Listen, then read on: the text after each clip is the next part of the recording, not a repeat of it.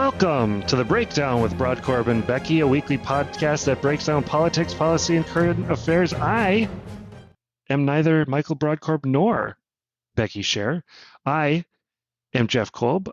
You may know me from this podcast. I have the best ratings ever on the Tweet of the Week award winnings, and I am the most highly rated guest host and third wheel on the show, which is why when the show was going to heck in a handbasket this week, somebody called me up and said, "Hey, we need somebody to fill in. I think it should be you." Nobody more qualified, especially because of my food take. So here's what's going on. There's an old adage in show business: the show must go on. So we had originally, I was originally supposed to co-host with Becky today. However, Becky has a young child, and that young child has come down with the most disgustingly named disease of all time, the hand, foot, and mouth disease, which if you ever had a kid in daycare or had young children, you're familiar with. The unfortunate posting on the window when you get to the daycare and they say, "Hey, we got hand, foot, and mouth disease going around." So little Mr. or Mrs. Scher, I don't know if it's a boy or a girl because that's how plugged in I am, but is recovering from sticking their hand and foot in their mouth or whatever goes on there. I don't know. That's pretty disgusting. So why was I going to guest host with Becky, you ask? Why wasn't Michael going to be on the show? Well, it's time to tell a story, people. Let's talk about it. Mr. Brodkorb, you are here today. However, you're a little bit quieter than usual. Let's talk a little bit about what's been going on in your life and why you were going to take a little bit of a step back. As a good friend, okay, it was Michael, told me one time, gave me some great advice, which is don't get hit by a car. Great advice, Michael. It seems just by living vicariously through you that it's not the greatest experience. How are things going, Michael Brodkorb? Overall, things are going great. I am recovering, convalescing at home, but the reality is that the impact of getting hit by a car is, as described, it's not easy. I need to, per some of my doctor's recommendations, slow down a little bit for the next few weeks. And so I had reached out to the Honorable Jeff Kolb to see if he'd be willing to co-host for me. And so Jeff is going to be here. My hope is to be back in some limited capacity over the next few weeks. But should I need to take a break as I recuperate, Jeff is one of my best friends. I love him like the brother I never had. It's also interesting to note for our listeners, when I got hit by the car, and my Apple Watch helped save my life, one of my emergency contacts was Jeff Kolb.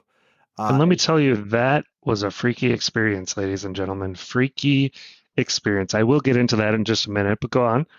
So I am just trying to pace myself a little bit. I have some physical therapy and some other things that I need to do. And so I need to be focused on that right now. And since you usually do 30 to 40 hours of prep for each show, that really cuts into your show prep time, and I get that, and I appreciate it. I appreciate the opportunity, and I want to say for the record, let's get this out. Let's put this right out there.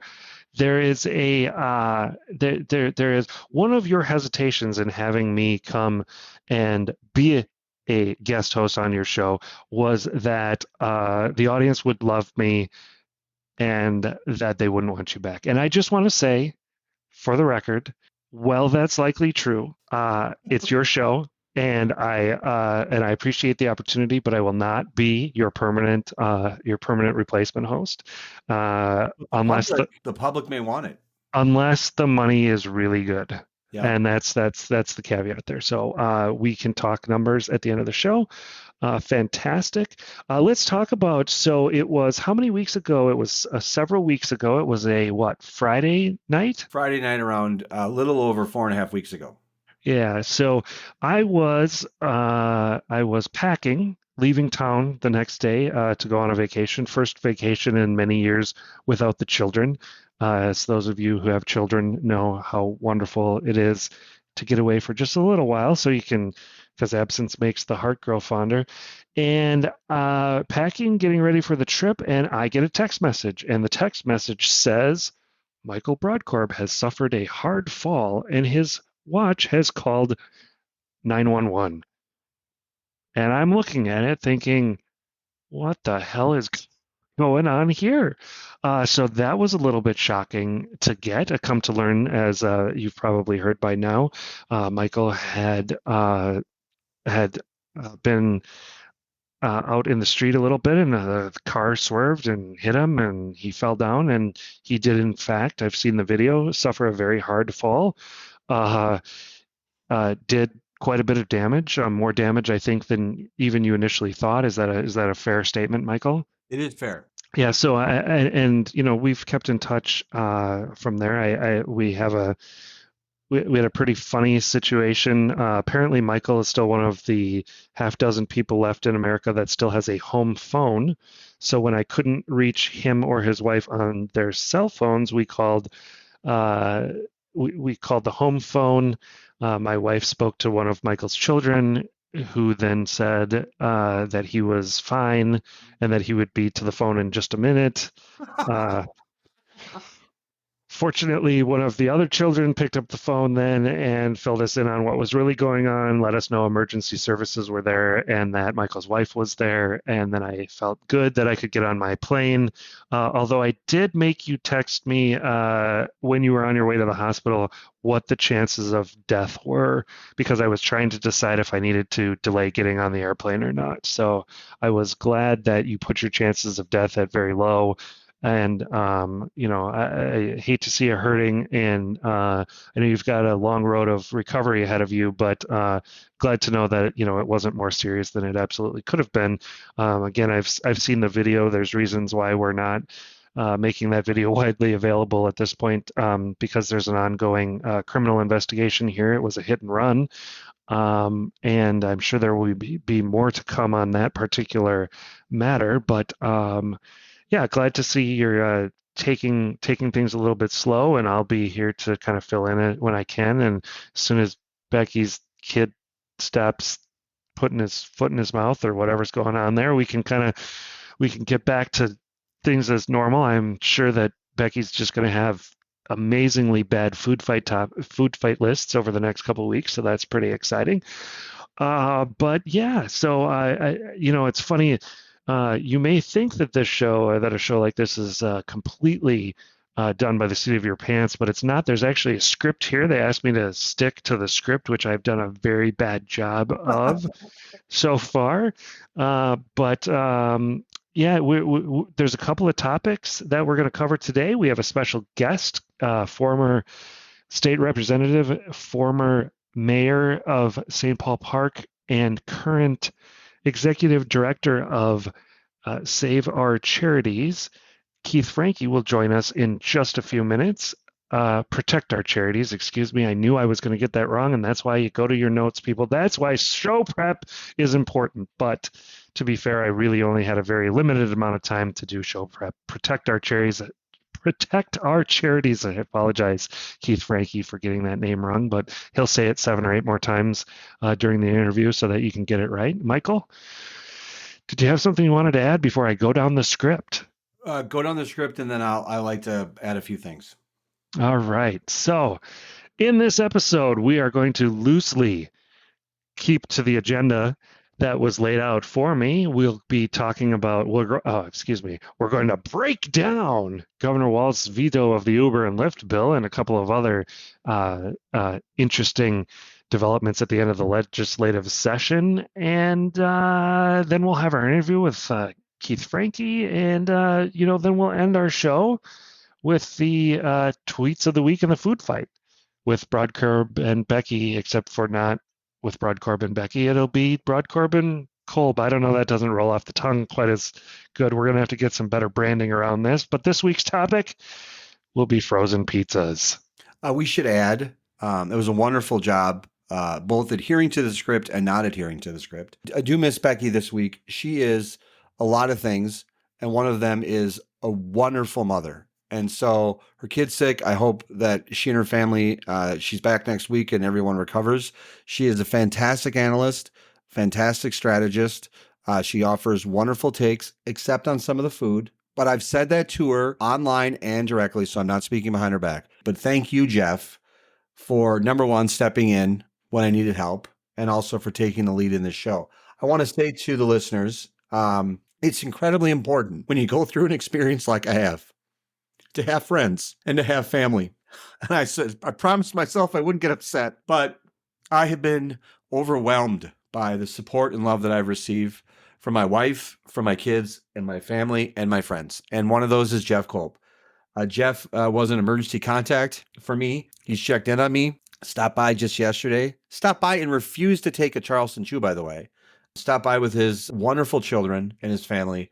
I care immensely for Jeff, and I couldn't simultaneously think of anyone better who could fill in for me for my skills than Jeff, and also someone who could potentially replace me, which could potentially happen. But Jeff is the type of friend that I hope everyone has in life. He is the type of person who tells me when I'm right, and he certainly tells me when I'm wrong. And so it's great to have him here. I also just want to say just a general thing. I have been really overwhelmed by the support, the visits, and the love that I've received in messages and stuff.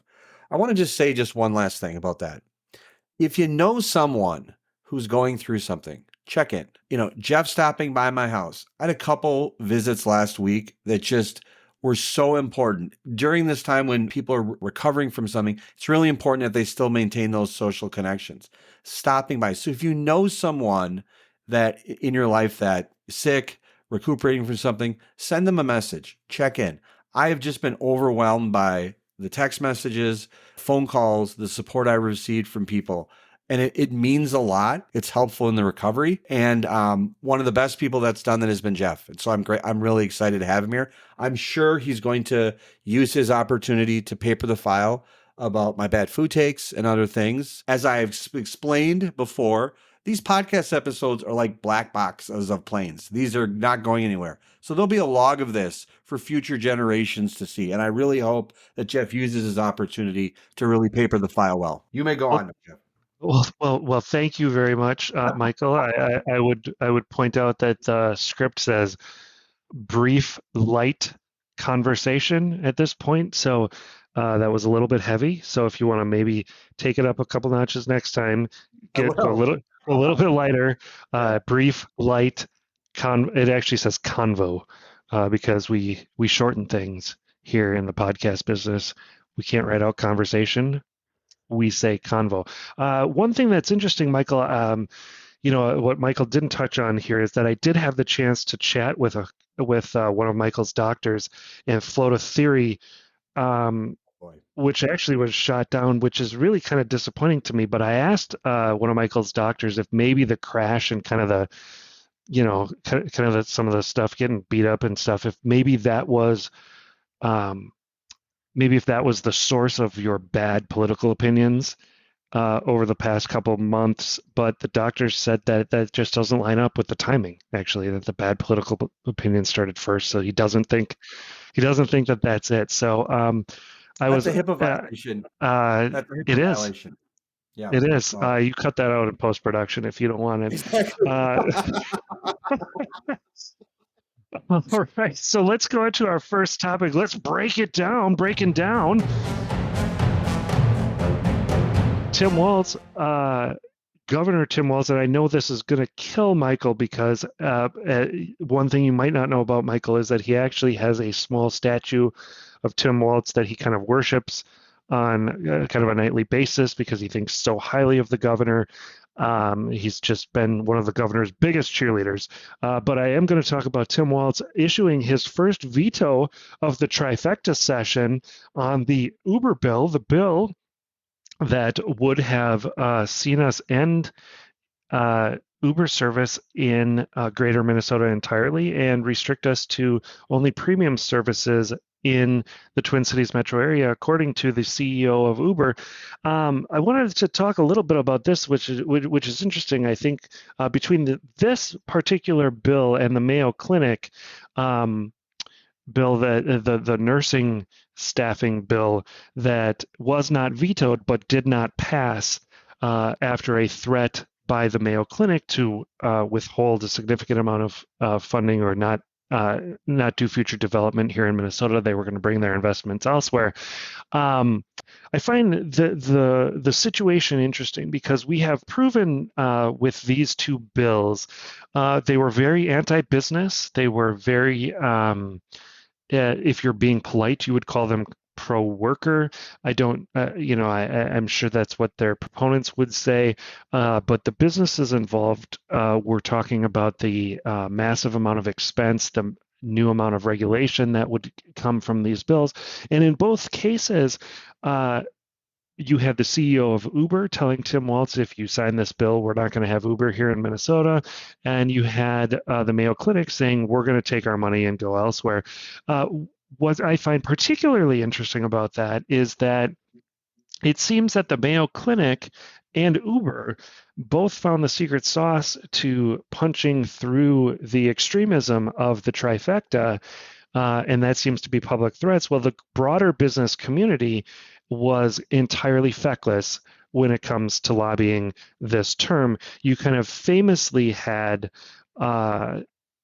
a op-ed by a business leader saying that business has nothing to fear from the incoming DFL trifecta, published at the beginning of the legislative session, and then at the end of the legislative session having to issue a mea culpa saying, oops, I was wrong. We did have something to fear after all. Now, of course, if I could be allowed to be so rude, anyone with a brain or anyone who has watched what the DFL has been up to over the last several years understood that businesses did, in fact, have something to fear from a all DFL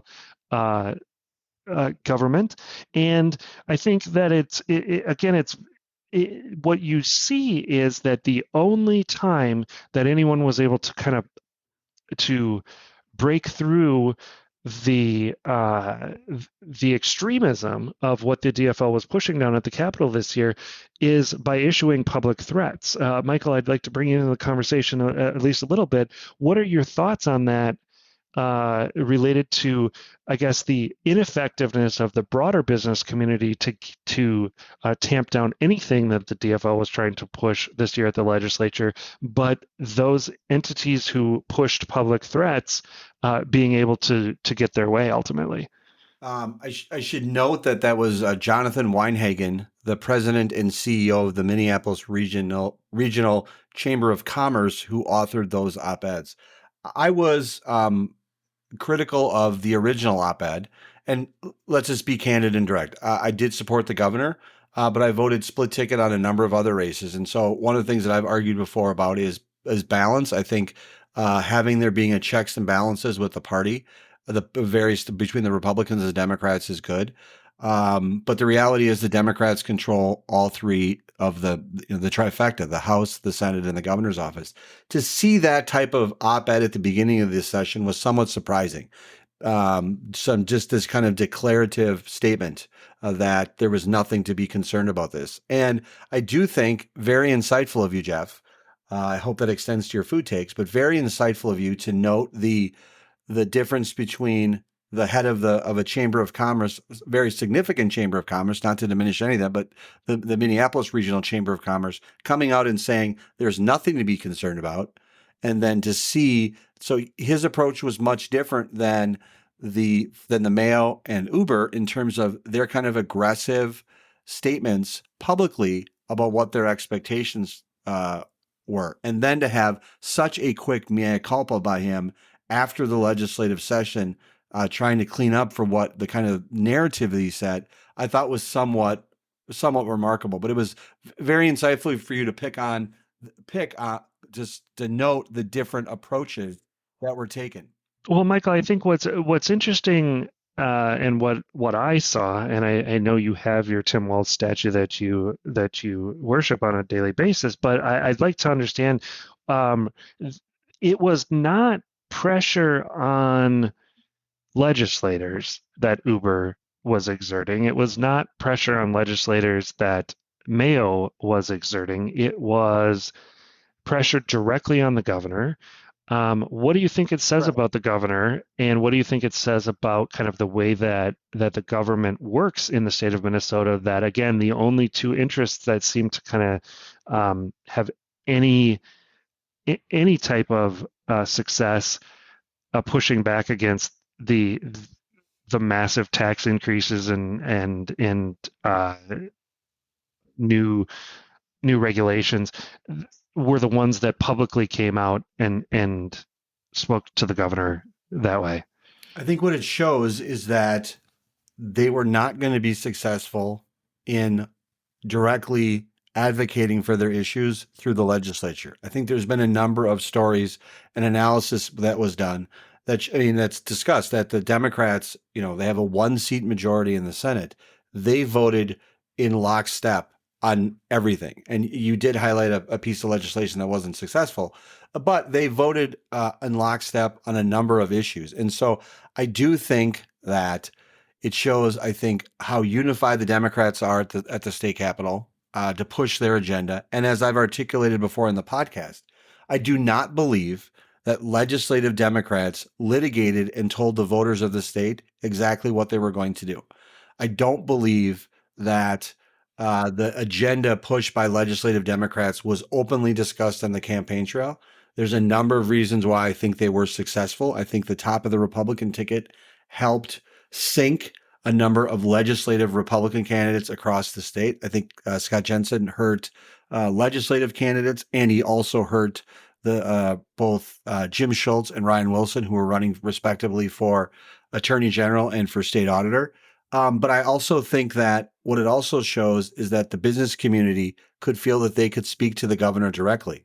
And you're not going to like this answer, Jeff, but I also think it showed the effectiveness of the governor, that he was able to break from his party, stand up to them, and veto that legislation. Becky had noted on a previous episode about how legislation was moving through at a very quick pace, and that bills were passing when even fellow Democrats were talking about them not being ready for prime time. The Uber Lyft bill was a perfect example. Senator Ron Latz had raised concerns about it being complete, ready for prime time, but he still passed it through. The governor exercised his first veto since being elected governor back in 2018. I think it was a smart veto, but I think it ultimately shows his willingness to be a pragmatist in the face of, I think, a very strong and united and very progressive DFL majority in the legislature. So you kind of went there for me and went with the charitable interpretation. Again, the charitable interpretation of Tim Walz is that this positions him as perhaps more moderate or more reasonable relative to the legislature. I'm not here to be charitable to Tim Walz. What I say is that this shows again the fact that Tim Walz does not know who he is, and I think that that's been. I think Tim Walz has been has really benefited from a very strange political environment that in a normal political environment he would not be as successful as he has because he has shown himself to be such a weak leader. He's very wishy-washy. He doesn't make decisions. He's extraordinarily thin-skinned. But again, the kind of ongoing joke is which version of Tim Walz is this? Is this the Tim Walz that wears his NRA hat around, or is this the Tim Walz who's going to stand up there and pretend that he's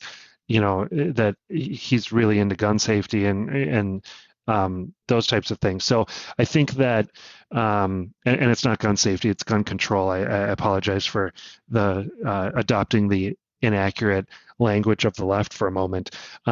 So is he the NRA Tim Walz, or is he the pro-gun control Tim Walz? Is he the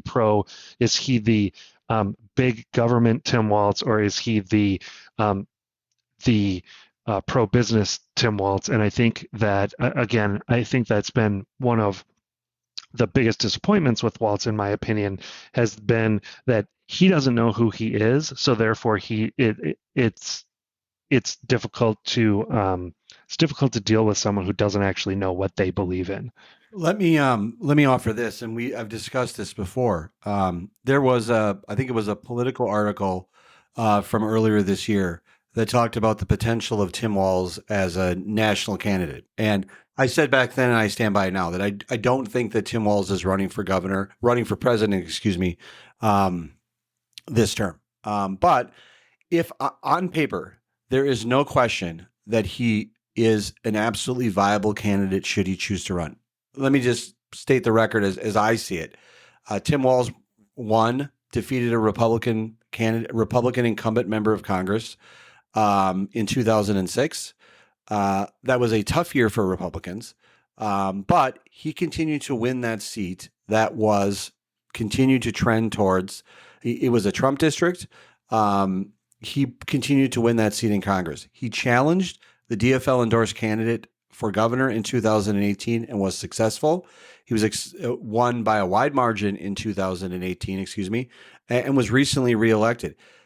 Politics is not static. It does not stay the same. And candidates that have the political longevity of those like Governor Walz have to evolve with the political environment. And if there's anything that I think he has been successful in doing, is evolving in the ever-changing political environment. Now, to his critics, like you, that would mean that you would call him wishy-washy. I think that Tim Walz has been has navigated a political minefield that has tripped up other Democrats and other Republicans very, very successfully.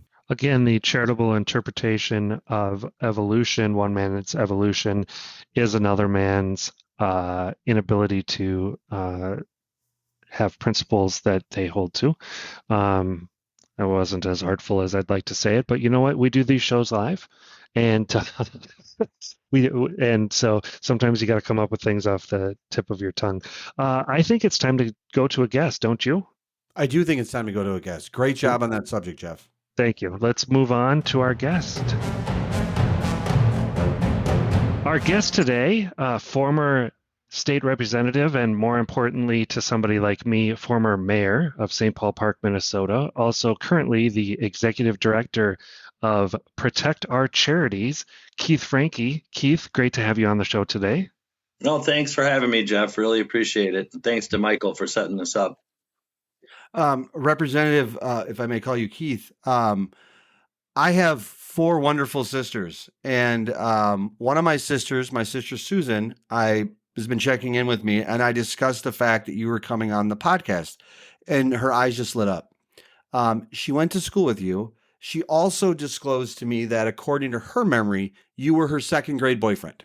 That and is so correct. well, in the interest of disclosure, she could not speak more highly of you as, first of all, let me be clear. She couldn't speak more highly of you as a 2nd grade boyfriend. She also, in your leadership in your community, she was a huge fan of you being on. She just instantly was excited to listen to the podcast, as all my sisters do. But I just wanted to I want to disclose to our listeners the fact that you did have a romantic connection to my sister Susan in 2nd grade. You were a gentleman. You were kind. You left a lasting impression on her. And I'm excited to have you on today. Well, thank you. I don't know how to respond to that except to say thank you very much, Susan. That's great. Michael, I think it's interesting that you mention that you have 4 wonderful sisters, because when we talk, generally you say you have 3 wonderful sisters, and then the other one. Thanks, and so I just thought that was interesting. Representative or mayor, if I will,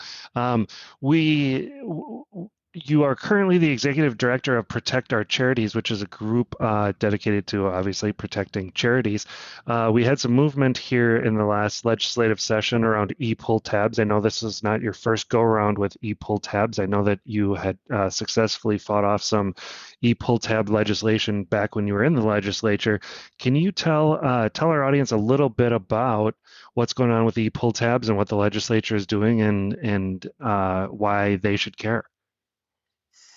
Well, e-pull tabs has been an economic system that has been built up over the last 12 years that helps fund charities, small businesses, and our local communities to keep taxes low and provide services for people. What this has grown into, I don't think people even realize how it spiderwebs and funnels right into your local community through your charities, nonprofits, and your small businesses. What had happened was the casinos, large casinos, decided that e-pull tabs was infringing upon their rights and their business. And 2 years ago, after deadlines, they tried to insert some language that would have completely eliminated e-pull tabs, according to the fiscal note, just wiped them away and left everybody hanging. So thankfully, with a divided government back then, we were able to beat that back and hold it at bay. Come this session, in the beginning of session, we had heard some rumblings that something might happen, and started to build a coalition with our organization, Protect Our Charities, allied charities, American Legions, and some others that would be severely impacted by some potential legislation that would change this funding source.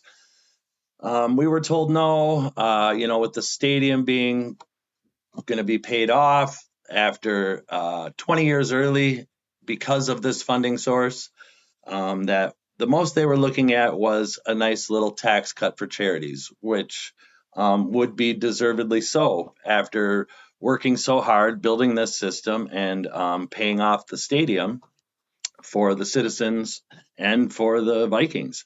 So fast forward after deadlines, once again, a little bit of legislation called the Open All was introduced based upon what they called was a ruling in the appeals court, but it was not actually a ruling on the functionality of e-pull tabs. So it was almost a bait and switch. I know this gets a little technical for some, but the ruling that was ruled on in the casino's favor was about rule making, and that the Gambling Control Board couldn't enforce or make a rule via email through middle management, a bunch of other stuff. So they introduced a bill, like I said, once again, after deadlines, just shoved it, no hearings, right into the omnibus bill. We did get one brief hearing to discuss it, and that was on just that one piece, which they explained would just make you have to tap the screen one time versus 4 times, and it wasn't going to be devastating. Now, we figured that would have over a 20% impact at the time. Some of our experts and allied charities was estimating, because here again, no fiscal note was done, no revenue note, no, behind the scenes work was done on this legislation to let us know the impact it was going to have. It was just shoved in there. So we started to fight that. And lo and behold, Friday night before the end of session at 11:30 p.m., all new language showed up, completely new language, 11:30 at night, 2.5 days left in session. Nobody had seen it. Nobody had vetted it. And it, in my view, decimates e-pull tabs. It takes away the bonus games, free spins, and other functionalities of the e-pull tabs, strips them down to something where I think people will not want to play them as much, really regulates them back to something even prior to what they're saying was the initial agreement about the e-pull tabs. So now we're looking at a potential 80% loss in revenue. Now, granted, this funding source has grown into and will be, I think it's somewhere around a $2 billion a year industry. And what that impact that it's going to have is on your local charities, because they're the ones that get the funding. They're the ones that do the work, partnered with the small bars and restaurants that offer the e-pull tabs. And by law, anything that's left after expenses and costs goes right back into your community. I think that's if I could interrupt for just a second, I think that's something that's very important to point out, because as somebody who, as a fellow veteran of local government, I was very close to the charitable organizations in the community that had ran these charitable gambling operations, and they fund in the city where in my city in Crystal, they fund essentially the entire annual festival that we have. Crystal Frolics was entirely funded through charitable donations. They give a ton of money to the fire department and buy equipment for the for firefighters. There's a number of, and then we've got the Lions. We've got a number of these organizations who do great work in the community and are able to go out and fund these big projects, sponsor things in parks. And now the legislature has come along and said, yeah, not so much anymore. You go ahead and we're gonna take your revenue from you. No, correct. You're right, Jeff. It's over 1,100 plus charities that partner with over 3,300 small bars and restaurants.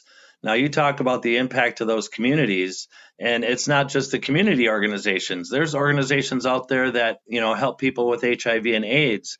There's organizations out there that help people with different disabilities. There's organizations out there that do something as simple as small historical societies use this funding. So there's a wide variety of different types of organizations that have become to rely on this funding.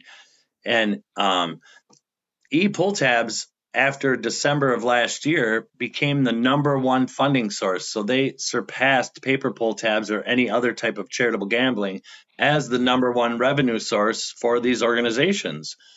So the fact that the way that this was done, literally, we hear it all the time in politics, in the dark of night, because the language didn't even show up in the bill in conference, not even in a committee. It was in conference committee.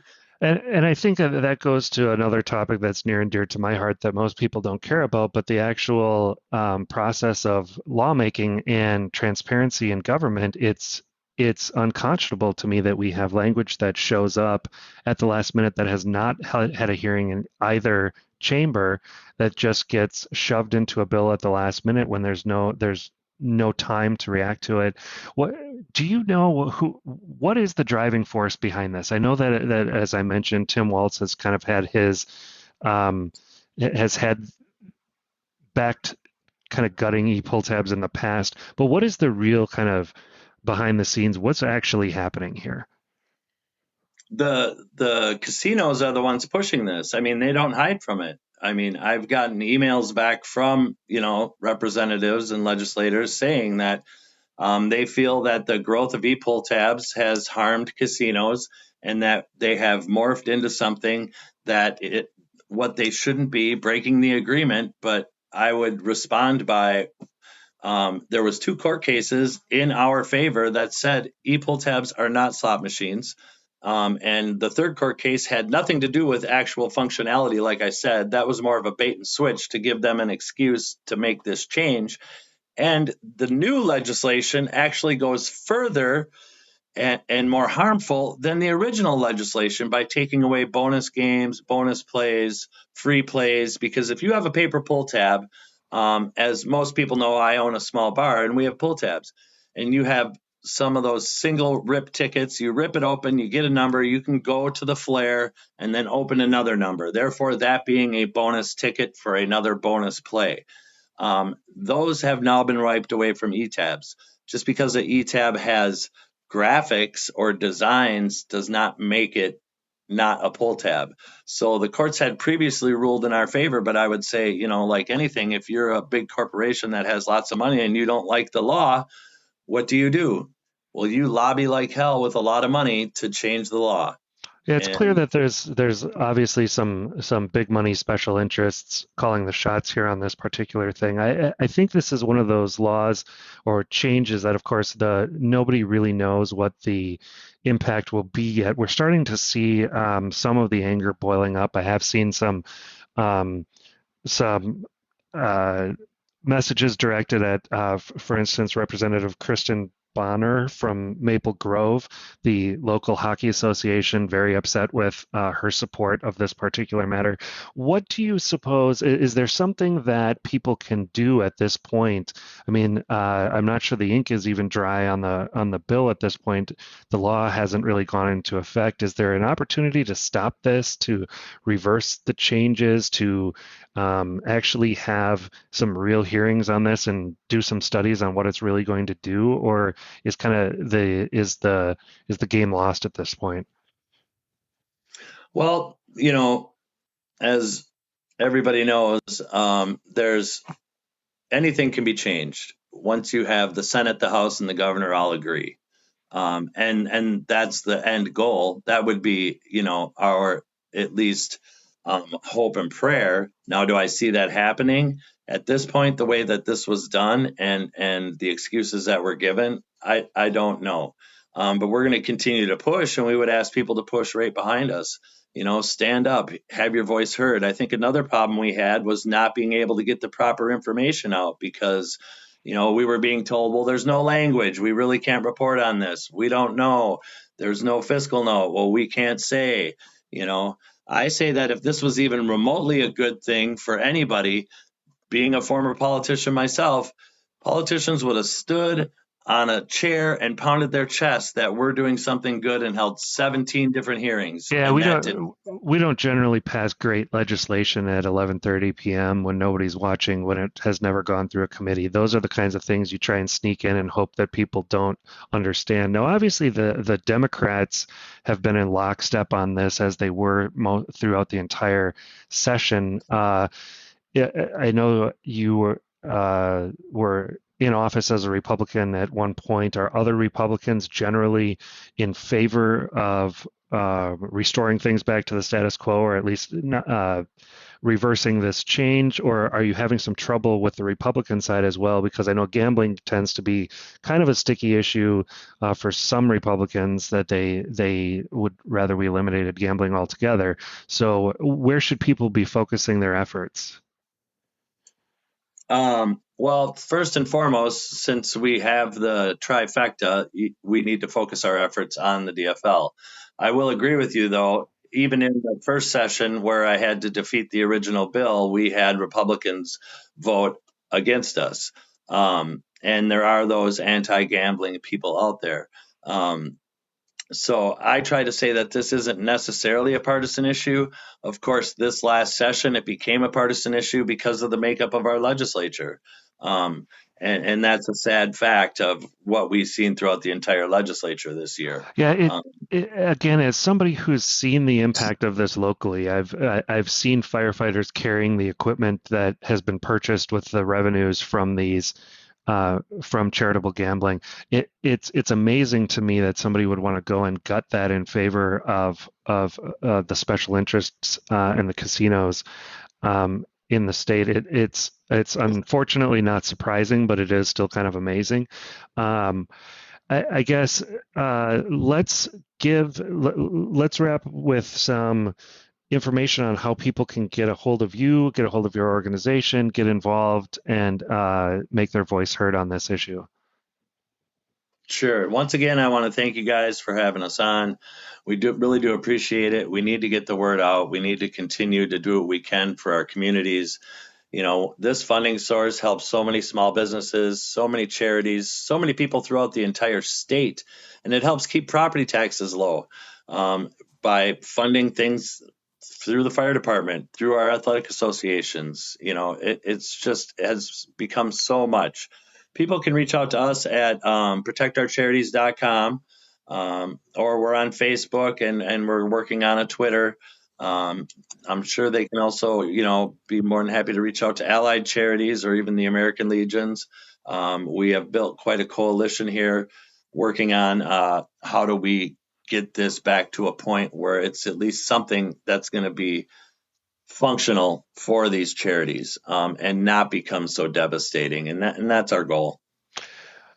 I want to mention also, you were the author of a editorial in the Star Tribune that was published in early May. So if people have interest in this topic, I think you could go take a look at that. Obviously, a lot has changed since then, but a lot of the underlying information is still very pertinent. I mean, in fiscal year 2022, charitable gambling generated $131 million for states, local charities, and $180 million in tax revenue. Those are powerful numbers. Every one of those dollars. I don't know how they did it in St. Paul Park. There are some regulations around where that money can be spent and how it can be spent, and a lot of the vast majority of that charitable gambling money comes right back to the community that you live in, and goes to organizations that you know, that are run by people you know, people who are your neighbors. And again, to kind of gut that because some special interest wrote a bill and had you inserted at the last minute in the literal 11th hour, is very disappointing. Unfortunately, not surprising. Any final words for us, Keith Franke? Once again, I just want to say thank you, and do what you can to get the word out. And if anybody has any questions, we're here to answer them. Just remember that, like you said, this funnels right out into your local community. I mean, once this does impact, because another thing is they did add one amendment. It was supposed to take effect before the next election, but the amendment put it out past the next election in the House. So people won't actually see the impact until after the next election. So Can you expand on that for a second? Can you expand on that for a second? Sure. In conference committee, they had one amendment, and that amendment, legislation was supposed to take effect in August of 2024, which would have pretty much all but ended electronic pull tabs right before the election for the next House race. Instead, they offered a 6-month extension saying it gives people more time to be prepared. And it will now take effect January 1st, 2025. Let's not forget that the legalization of marijuana goes into effect pretty much immediately. So we can set the effective dates of policies based on how popular they're going to be. And we want those popular items to go into effect immediately. If we're going to gut your local charities, we're going to push that effective date out so that we can hide behind that vote and hope that we put enough distance between us that we can't be blamed for it. It's a sick, sad game. I hate every bit of it, but it is the way that the game is played. Thank you again, former Representative and former Mayor Keith Franke. Thanks so much. No, thank you. Appreciate it. You guys have a good day. Representative, I want you to know, I'm sorry, Representative and former Mayor, I want you to know that this is an issue that you'll always find a home on. I hope this interview was good and you felt like you got your voice heard. I want you to know you're welcome back anytime. Any updates, just let us know. And this is a safe space, a fun space, and a thoughtful space to discuss your issues. And I hope if you have time and there's an update, I want you to know you're welcome back, sir. No, thank you very much. And thanks for the time. I could talk about this all day. I am really not, being this executive director is supposed to be a part-time thing, and I'm not getting paid very much for it, but I'm so passionate about it because I know, and it makes me mad, not only because of the process and of what this issue does for our entire state and the way it was done. It makes me upset because I know, being a former mayor, being a business owner, being a part of the Lions Club, being a part of other organizations, what this funding source has become for our communities. And to have that stripped away, I'm blown away. I'm beside myself sometimes when things like this happen. So we're going to continue, and I appreciate the offer, and we'll be back as soon as we can come up with something, and we'll be asking for your help. Sounds good. Thank you, sir. Thank you. That was a great interview, and I learned a lot from the discussion. Jeff, you've formerly served on the city council in Crystal. Explain, and just again, because I think it's important to understand the relationship that exists between the charities, youth sports, and other support that is needed in local communities, such as you mentioned, firefighters and other type of first responders that are involved in this.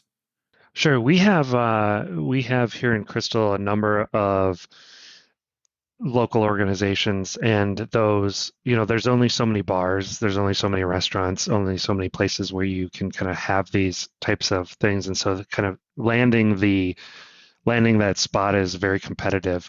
But one of the examples, the West Metro Fire Relief Association. Sorry, I get a little bit stuck on what the names are around here, but basically that is the group that runs the pension for our firefighters. They have a charitable gambling license, and they are in one of the local bars. They run their pull tab operation there, and they are huge donors to the community. There's really not any large civic project that has not received a donation from the Firefighters Relief Association. And there are some laws, as I mentioned earlier, there's some laws around how those funds can be spent, and cities can pass ordinances around how funds can be spent. And the way that the ordinance works in Crystal, there's a certain percentage of your charitable gambling proceeds that must be distributed to within the city, basically for things in the city. And then there's some other things they can do with it as well. But we have the Lions, we have the Relief Association. I'm just gonna forget all of the other organizations who are out there doing good. But we have a number of these charitable gambling operations in the city of Crystal. And I think when you go outside of that, you'll see, I mentioned Maple Grove, which has a huge active hockey organization. And that hockey organization, those parents are not happy with the fact that that money that revenue source that was coming in from their charitable gambling that was being funneled back into the community is now going to be cut off or sent up to some casino somewhere. One of the reasons I wanted to have you on, and you've been on so frequently, is and one of the things I respect about you is your ability to forecast and your ability to kind of map out things in the future. What do you think happens over the summer and into the next session related to this issue? Do you think it gets is there any type of cleanup? Becky and I spoke with Representative Ann New Brindley last week, and she thought there was, the possibility that there was some cleanup stuff. Is this the type of issue that you think gets readdressed next session, or is it over with and done for? I think politics is a lot about who's the noisiest, and I think if parents and members of the community and members of these charities, if they flood the DFL with messages talking about how awful this is and how disgusted they are that this was done, at the 11th hour, when nobody had a chance to weigh in on it, and there were no committee hearings, and no information was able to be disseminated prior to the vote, and it was a strict party line vote. I think those so if people get involved and people tell their elected officials those kinds of things, then yes, there is a chance. If you just kind of sit back and you don't do anything about it, and you just let it happen, and you vote DFL next time like you did this time. Especially in the suburbs, right? Elections are won and lost on these types of small seeming issues, right? Where, but you get a bunch of hockey parents together and they campaign against, and they kind of work their network against a particular candidate in a particular party, or for them, for instance, you can really change the makeup. We were only a few hundred votes away from a much different legislature last time. So I think that there's obviously, there is a chance to make this different, make this come out differently, but only if people get involved and people talk about that they're not happy with it. Well, I was impressed with the conversation that you had with former representative and former mayor Keith Franke. It was a good discussion. It was a thoughtful discussion. It was a very informed discussion. And I thank you being a part of the show and leading that segment, because I think a lot of listeners of this podcast are going to get some new information. And I'm thanking you for being a part of this show. All right, enough of the love fest. Let's have a food fight. All right, is there food fight intro music? Do we have some kind of like everybody was kung fu fighting, or do you roll anything before the food fight, or is this just kind of like a straight up we just do the food fight kind of thing? There's a great food fight in Animal House, which I don't know if I could get into any copyright laws by using that, but It's called fair use, Michael. You should look it up. All right, so let's talk a bit about this food fight thing that you guys have gotten on, because let me just tell you, in the nicest way possible, your lists suck. Both you and Becky have terrible lists every week. So first of all, Becky goes out with these things where it's like, "Oh, what's your favorite snack food?" And she's like, chips." Right? I mean, it's not. We're not looking for broad categories of like what's your favorite snack food, salty snacks. Nobody, you got to be specific here. So let's get some specificity. I mean, Charleston Chew was specific. It was awful, but it's specific. And then, I question your taste. I question your taste. I question Becky's taste. I question everybody's taste. I feel like you guys really lack the credibility to pull off something like this food fight. But we're going to do it this week. We've got a great... What am I doing right now, Jeff? Yeah, so when we record and we're not in the same room, there is video here. And so I can see Michael. You guys thankfully cannot see Michael. He is stuffing a Charleston Chew into his mouth at this point. It's actually quite disgusting. Please chew with your mouth closed. I'm glad that this is not a live stream. So let's get on to the food fight. So we've got a good topic this week: frozen pizza. Frozen pizza is the food fight topic. Let me start by saying that the number one item on the list is that any delivery pizza or any restaurant pizza is automatically better than any frozen pizza. So I want to put that out there just kind of as the worst delivery pizza you get is better than the best frozen pizza. So you can't compare frozen pizza and fresh pizza. It's just not the same thing. I mostly agree with you, but there will be one part of my list that is a frozen version that is purchasable in grocery stores that also has takeout, and I like the frozen better. That's got to be some bad fresh pizza, but okay. So let's go. How do we do this? You start first. All right, and I'm giving my number one, or I'm giving my number 5? You're giving your number one, bud. Okay, number 1, lots of matzah, sausage, and pepperoni. That's a good choice. Thank you. I know.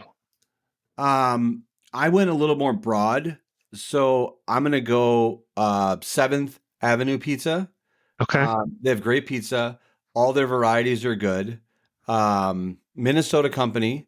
I enjoy them. All of their varieties. Now, I'm not a big fan of a breakfast pizza. I usually like pizzas like a lunch or dinner, but I went with 7th Avenue, and I think it's a Minneapolis company. They're great. All their varieties are good, and I think it's a solid pick. You certainly brought your A game today. Okay, number 2 on my list, Tombstone sausage. You did it. I did. You did it. You did it. We discussed this prior to the show. I did. I said Tombstone better not be on your list. Well, it is on my list. It is the second best frozen pizza there is, Tombstone sausage. Okay, my second is lots of matzah. They make a supreme. They also make a pepperoni. It's fantastic. I like the cheese on it. It's a great pizza. No wonder you were complimentary. It was an item that was on my list. Okay. All right, number 3 on my list, Tombstone sausage and pepperoni, which is different than Tombstone sausage. So your second one was what? Tombstone. I just heard Tombstone and I zoned out. What was Tombstone sausage is number 2, and then Tombstone sausage and pepperoni is number 3. So in the interest of disclosure, we know that each of us has a list, but we don't know each other's list. So when I lobbed out Tombstone better not be on your list, you knew that you had at least 2 on there. True. Okay. My number 3 is Red Baron Classic Crust pizza pepperoni pizza. So what's funny, let me roll right into my number 4. My number 4 is Red Baron Canadian Bacon circa 1992. Ooh. Now I've got a story around the Red Baron Canadian Bacon pizza. I actually still have a scar on my wrist from when I removed a Red Baron Canadian Bacon pizza from the oven in around 1992, and it slid off the pan, and the pan landed on my wrist, and I've got a circular scar here where it burned me. But that was some darn good pizza. My parents used to go out on Saturday nights occasionally, and would leave my brother and I at home, and that was kind of the go-to when it was we were home alone. It was the Canadian Bacon Red Baron pizza. Are you, just to deviate for a second, are you still a Canadian bacon on pizza person? I will occasionally. I mean, it's not really my favorite topping. I do enjoy Canadian bacon once in a while. Sausage and pepperoni is kind of the go-to. What made the Red Baron Canadian bacon different is that they were very large slices of Canadian bacon. Yep. Yeah, like hockey puck sized slices of Canadian bacon, not that little tiny shredded stuff. What I'm impressed by that, as one of your friends, I know you're terrible at sports and your knowledge of sports, so the fact that you can make a reference to the size of a hockey puck is impressive. Yeah, my sports knowledge does extend to comparisons: size of a softball, size of a baseball, size of a tennis ball, size of a golf ball. This one is going to be. This is first of all, these are my lists. These are only my lists, but this one is a little bit of a nod to my wife. My wife is from Iowa. She is from a small town in Iowa, close to Dyersville, Iowa, where the Field of Dreams is. There is a restaurant in town called Chad's Pizza and Restaurant. I am not a fan, and it's a little bit of I stick out a little bit with the in-laws for a variety of reasons. Let's be honest. I am not a fan of Chad's Pizza, but in Iowa, Chad's Pizza is sold in grocery stores, and we will stock up when we're down there and bring some back. They make a fantastic Chad's frozen cheese pizza. It's great. It's wonderful. Now, one of our conditions of our list was frozen pizzas that we can buy in the grocery store. Okay, so this is a grocery store pizza. It's available in all of kind of eastern Iowa. And again, I'm not knocking Chad's overall. I'm not a fan of Chad's Pizza, but I am a fan of Chad's frozen pizza. We bring it back up. We have it here. It's great. Interesting. Remind me to go back to that when we're done here, but I want to get to my number 5. My number 5 is actually not Heggies. So I wanted to make sure that I put. There seems to be a Minnesota love affair with this Heggies pizza. It's not Heggies. It's not Heggies. Okay, yes. Okay. So I don't know what it is about people who just seem to love this Heggies pizza. I just cannot get behind it. I absolutely just cannot get behind Heggies pizza. I've tried it a few times. I understand you guys like it. You have bad taste. That's fine. But Heggies not my thing. Are you employed or a lobbyist for any of the pizzas that you're going to name? Or I'm a little surprised by this anti-Heggies agenda. I am not. Is it? I am not. Okay.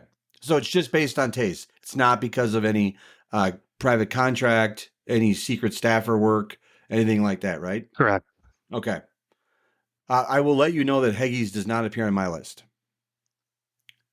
All right. Which is good. Are you ready for number 5? Yes. Your number 5. That was my number 5. Not Heggies was my number 5. Okay. Not Heggies. Yeah. Yeah. Okay. Wait, I'm confused a little bit. Yeah. 1, 2, 3, 4, 5. It's like an exclusion thing. Jeff, I was hit by a car. Okay. You got it. Okay. I just got to make sure. Just roll with it for a minute. Okay. Do not. So let me just point this out to you. Okay. Let me just point this out to you. The instructions are pretty simple. It's 5 pizzas. And you were critical of Becky and I at the beginning of this I'm segment. a rebel, Dottie, a loner. I'm a rebel down here. So you don't even have 5 pizzas. Yeah, no. Move on. What's your number 5? I like Screamin' Sicilian Pizza. Okay. It's from Wisconsin, but part of the reason I like it is because when I see the boxes, I think it looks like Teddy Roosevelt on the front, and Teddy Roosevelt I like him as a president. So It's great pizza. I am also, generally speaking, aside from the cheese from the Chad's cheese pizza, I am generally a pepperoni sausage. I'm more of a supreme kind of guy, except on the Red Baron that I disclosed. I will also add, if I could, a 5A as a pick. I was also a big fan. I don't know if they still make them. Remember the Red Baron French bread ones? Oh, yeah. That French bread pizza? Of course I do. Oh, yeah. It was great pizza. Yeah. I have a Screamin' Sicilian in the freezer, actually. I've not had it yet. It's my first time. Now, I want to let the audience in on a little thing. The last time that Michael recommended something that came from Iowa, food-wise, it was right after Hy-Vee had opened up here in the Twin Cities, and Michael he told me I had to try these potato chips, and I don't even know the name of the potato chips. Pull them up right now. And you could get them at Hy-Vee, and they were imported from Iowa, and it was this big deal. And I have to tell you, I have never had a more vile, inedible, disgusting potato chip in my entire life. It was the worst potato chip experience I've ever had. So I'm a little bit leery of your Iowa-based food recommendations. It's Sturzing potato chips. They are fantastic. They're made in Southeast Iowa. They get them down in Iowa all over the place. They are many things. Fantastic is not one of them. Do you know who's going to be upset? Because I think a little bit of your rip is also on Hy-Vee. Dan Walter is going to be mad at you for your ripping on Hy-Vee. Hy-Vee is a great store. They just happen to sell awful potato chips. They sell good potato chips, but there's a particular set of potato chips that I just do not like. Now, to repeat, you started this segment by being highly critical of Becky and I, and she's not here right now to defend herself. But I will say, are you surprised by my list? Not asking that you agree with me, but I have to say your list is much better than I expected. It really is. You've done. It seems like you really did your homework. You thought this through. You came up with some good food this time. I am impressed. I'm impressed. How bad do you think Becky's list would have been? It would have been just awful. She would have had non-pizza items on it. It would have been like a Hot Pocket would have been like number 1. Pizza flavored Hot Pockets or bagel bites, something like that. Well, when she's on next week, we'll do a little extra segment where we'll have her give her frozen pizza takes, because we don't want to leave her out of a food fight. Yeah, I think that's fair. Proud of you. Aside from not following the rules and having 5 pizzas, I think you did a great job.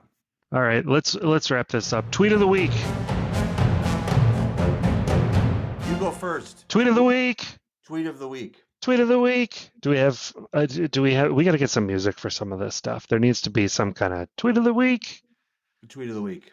All right. So my tweet of the week is from someone I have followed for a few years now. She is involved in politics in Minnesota in some way.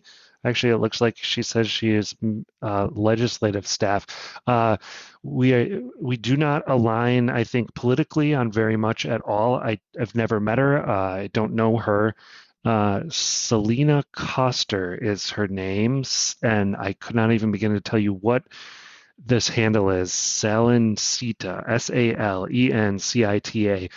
But she has some kids that are about the same age as my kids, and her kid-related tweets are just wonderful. And this one says, one thing that no one tells you about having kids is just how many rocks they bring into your house constantly. Just rocks all the time, everywhere. My purse, my pockets, my stroller, all regular holding places for rocks.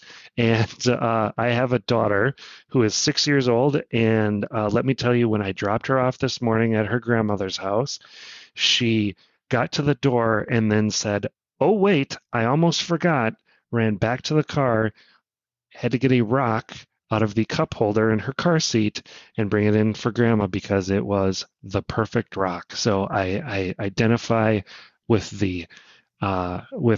there's a rock everywhere in my house. Any flat surface, you will find a rock. That's a great story. That's a great tweet of the week. My tweet of the week is Matt Kramer. He's at @vision_Kramer on Twitter. He had a great picture, which I'll link to in the show notes. The official kickoff of summer, liverwurst and Swiss cheese. I specifically remember as a kid, my grandparents on my mother's side having liverwurst, having Swiss cheese. Now, I did get a little sense of from the tweet there was a little bit of mayo there on there too, which is totally fine. But it was a great summer tradition. I remember having liverwurst sandwiches, salami sandwiches, lot of butter. It just brought me back to my childhood. Any points you got back on your food fight, you just lost right there with that one. So, do you know how much my browser? Let me just finish. Do you know how much of my browser history is food? It all is. I'm going to be my kids are going to be so offended when they clean up my browser history when I pass, that all of the food stuff that's in my browser history. It's lawn care, and it's food. We would like to thank you for listening to the Breakdown with Brodkorb and Becky, even though Becky wasn't here. Before we go, show some love for your favorite podcast by leaving us a review on Apple Podcasts or on the platform where you listen. You can also leave a review on Brodkorb and Becky's website at bbbreakpod.com or on Twitter at @bbreakpod, at @bbreakpod. The Breakdown with Brodkorb and Becky will return next week. Who will be hosting next week? Nobody knows. Have a great week, people. Oh, and he screws up the outro. It's just disappointing. It's just not the way to go. We'll see you next week.